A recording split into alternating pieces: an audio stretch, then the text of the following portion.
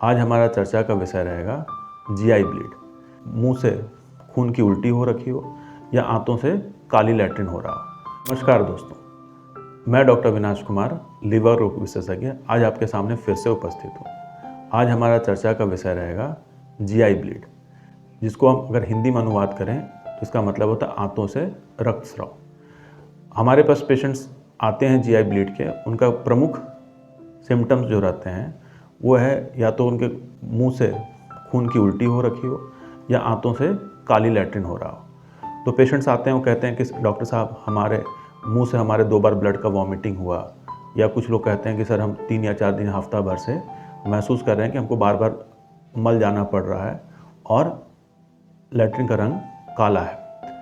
तो सबसे पहले आपको समझना क्या है कि ये जो सिम्टम्स होते हैं, अगर मुंह से ब्लड का वॉमिटिंग हो या लाल रंग का कोई पदार्थ निकलता हो, कुछ लोग कहते हैं कि जमा पदार्थ निकल रहा है, तो इसमें आप इसको हल्के में ना लीजिए।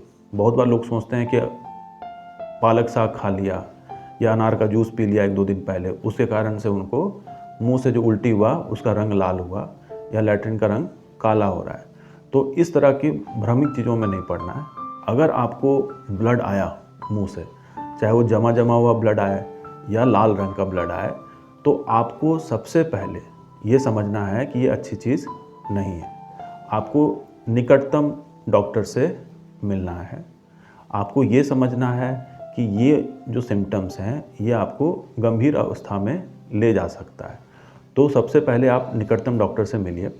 अगर संडे का दिन हो, अगर आपके निकट में कोई डॉक्टर अवेलेबल नहीं हो ओपीडी बेसिस पे, तो आप किसी भी हॉस्पिटल, चाहे सदर अस्पताल हो, चाहे किसी भी गवर्नमेंट हॉस्पिटल या प्राइवेट में इमरजेंसी में जाएं, अपनी खून की जांच कराएं। अगर खून कम आता है तो उसका आपको उपचार कराना है। तो जानने वाली बात क्या है कि ये किन लोगों को ज़्यादा इसमें सचेत रहने की ज़रूरत है। जो लोग अगर शराब का सेवन कर रहे हैं रेगुलर, उनमें अगर ब्लड की वॉमिटिंग होती है तो वो एक लीवर सिरोसिस का लक्षण हो सकता है, नंबर 1, जिसमें खाने के नली, जो आहार नली होती है, उसमें नसें फूल जाती हैं। दूसरा चीज़ क्या है कि पेट में अल्सर हो सकता है। जो लोग अल्कोहल लेते हैं या किसी तरह का तंबाकू का सेवन कर रहे हैं या गुटखा खा रहे हैं या समय पे भोजन नहीं कर रहे हैं, तो पेट में अल्सर हो सकता है। तीसरा कारण है कि अगर आप बहुत ज़ोर से उल्टी किए, उसमें भी आपको खाने की नली नीचे में फट जाता है, जिसको हम लोग मैलोरिविस टीयर कहते हैं। तो ये सब कारण है। दूसरा, उन लोगों को सचेत होना चाहिए जो जोड़ों की दर्द है और उसके लिए कोई पेन किलर का इस्तेमाल कर रहे हैं, जो दर्द घटाने की दवा होती है उसका इस्तेमाल कर रहे हैं, या वो कोई और मेडिसिन्स ले रहे हैं जिससे पेट में अल्सर बनने के चांसेस होते हैं। तो इन लोगों को अगर ब्लड का वॉमिटिंग आता हो या काली लैट्रिन आती हो, तो उन्हें सबसे पहले तुरंत से आपको ये नहीं समझना है कि अरे ये एक बार आ गया वही बहुत बड़ी बात है। तुरंत से आप निकटतम हॉस्पिटल या डॉक्टर से मिलिए, अपना खून का जांच कराइए। अगर हीमोग्लोबिन कम रहता है तो ब्लड चढ़ाने का कोशिश करिए। अगर ब्लड प्रेशर वगैरह कम आता है, अगर आपको चक्कर आ रहा हो या आपको मिचली लग रही हो, तो एडमिट होके, सबसे बढ़िया है एडमिट हो जाइए। ये नहीं सोचिए कि डॉक्टर वहाँ पर आप जाएंगे तो आपको एडमिट कर लेगा, ब्लड चढ़ाएगा, पानी चढ़ाएगा। आपको ये समझना है कि ब्लड का वॉमिटिंग किसी भी प्रकार से आपके मुंह से या आंत से अगर काली लैट्रिन आ रही हो तो उसको हल्के में नहीं लीजिए। ये हो सकता है कि आपको एक अलार्मिंग साइन मिल रहा हो आगे का गंभीर बीमारी के लिए, तो आपको अपना इलाज कराना है। एक बार आप थोड़ा स्टेबल हो जाइए। हो सकता है आप कहीं गांव में रह रहे हो, कोई छोटे कस्बे में रह रहे हो, वहाँ पर दूरबीन से आंतों की जांच की फैसिलिटी ना हो। लेकिन ऐसा नहीं है कि आप जैसे कहीं दूर दराज एरिया में रह रहे हैं और वहाँ से आपको पता है कि यहाँ से 300 या 400 किलोमीटर दूर हमको दूरबीन की व्यवस्था है जांच कराने की, और तुरंत से मरीज को ब्लड का वॉमिटिंग हुआ, बिना इनिशियल उसको सपोर्ट दिए हुए आप तुरंत से बड़े शहर की तरफ मूव मत करिए। आप सबसे पहले अपना ब्लड प्रेशर चेक करवाइए, अपना हीमोग्लोबिन लेवल चेक करवाइए।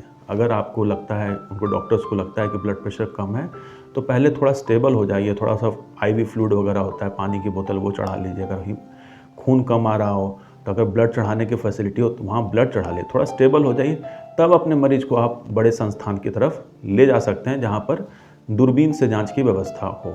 ऐसा ना हो कि आपको ब्लड का एक वॉमिटिंग हुआ, आप निकटतम में कहीं गए नहीं, सीधा एम्बुलेंस में लेके आ गए। ऐसा करने से बहुत से कंडीशंस में मरीज को फ़ायदा ना होके नुकसान पहुंचता है। जो उसका क्रूशियल पीरियड है, जो गोल्डन टाइम है, वो उसका नुकसान हो जाता है। तो ये आपको समझना है। एक बार एंडोस्कोपी हो जाए तो फिर आपको पता चलता है कि हाँ चलो ये है, ये करना है, इस तरह से रहना है। बचाव के लिए आप अपने से इसमें कोई दिमाग ना लगाएं, आपको डॉक्टर से इसका परामर्श करना है। उसी तरह से हम लोग बात करते हैं जब लैट्रिन से काली लैट्रिन हो रही हो बहुत दिन से, किसी को 10 दिन से लैट्रिन हो रहा हो काला, किसी को 15 दिन से लैट्रिन हो रहा हो काला, उसको ये समझना है, या लाल खून आ रहा हो। तो लाल खून तभी आता है जब लैट्रिन के मल द्वार के नज़दीक से कहीं से ब्लीडिंग हो रही हो। बहुत बार पेशेंट्स को ये लगता है कि अरे हमको पाइल्स हो गया होगा, हमको ब्लड हो सकता है। 99% आपको पाइल्स की ही बीमारी हो, लेकिन हमेशा आज के समय में जब आपको दूरबीन से जांच करने की फैसिलिटी हो तो आपको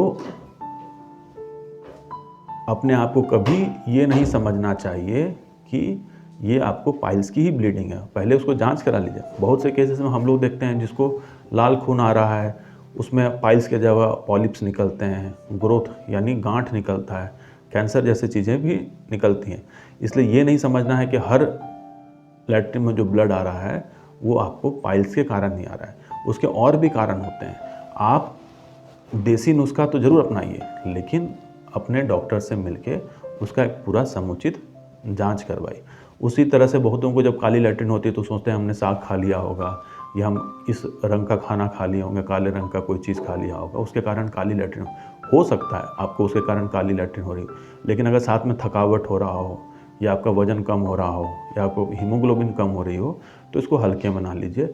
इसका प्रॉपर जांच होता है जिसको हम लोग मल द्वार से कोलोनोस्कोपी कहते हैं, वो आपको ज़रूर करवानी चाहिए। बहुत बार क्या होता है कि आपको थोड़ा दिन के लिए ब्लीडिंग हुआ, काला लैट्रिन हुआ, फिर अपने आप साफ़ हो जाता है, तो लोगों को लगता है कि हमारा प्रॉब्लम सॉल्व हो गया। लेकिन हो सकता है कि वो कुछ दिन के बाद फिर से ब्लीड करे। तो उस कंडीशन में क्या है कि आपको ये समझना है कि अगर एक बार भी आपको काली लैट्रिन हो रही हो तो आपको आंत की जांच, चाहे एंडोस्कोपी हो चाहे कोलोनोस्कोपी हो, कारण तो जरूर खोजना है कि आखिर ब्लैक लैट्रिन हुआ क्यों हमारा हीमोग्लोबिन कम हुआ, क्यों हमारा थकावट हो रहा है, क्यों हमारा वजन कम हो रहा है। ये जब सब प्रश्नों का उत्तर आपको मिल जाए तभी आप निश्चिंत होइए। तो कहने का तात्पर्य ये है कि चाहे लैट्रिन से लाल खून आए, चाहे काली लैट्रिन हो, चाहे मुंह के रास्ते जमा हुआ ब्लड आए, चाहे फ्रेश ब्लड आए यानी लाल रंग का खून आए, आप इन सिम्टम्स को हल्के में मत लीजिए। आपको सबसे पहले अपने आप को स्टेबल करना है और नज़दीक में जहां आपको एंडोस्कोपी या कोलोनोस्कोपी की फैसिलिटी होती है वहां पर जाके आपको जांच कराना है।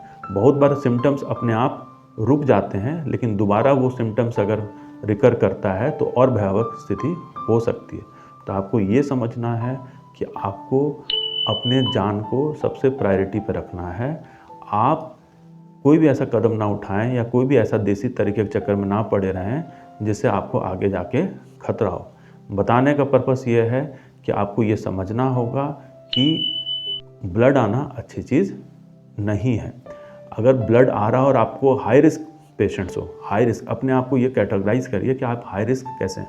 अगर आपकी उम्र 50 साल से ऊपर हो, अगर आप कोई नशीला पदार्थ का सेवन कर रहे हो जैसे शराब हो या गुटखा हो या खैनी खा रहे हो, या अगर आपका खान पान का टाइम टेबल नहीं हो, आप महसूस कर रहे हैं आपका वज़न कम हो रहा हो, या आपको ये लग रहा हो कि पेट में दर्द हो रहा हो, तो इन सब सिम्टम्स, अगर ये सारे सिम्टम्स हैं, उस पर अगर आपको लाल खून या काली लैट्रिन हो रहा हो या ब्लड का वॉमिटिंग हो रहा हो, तो आपको अपना नियमित जांच करवाना है और ये पता करना है समय रहते, ताकि कोई भी स्टेप अगर उठाना हो तो हम समय पर उठा सकें।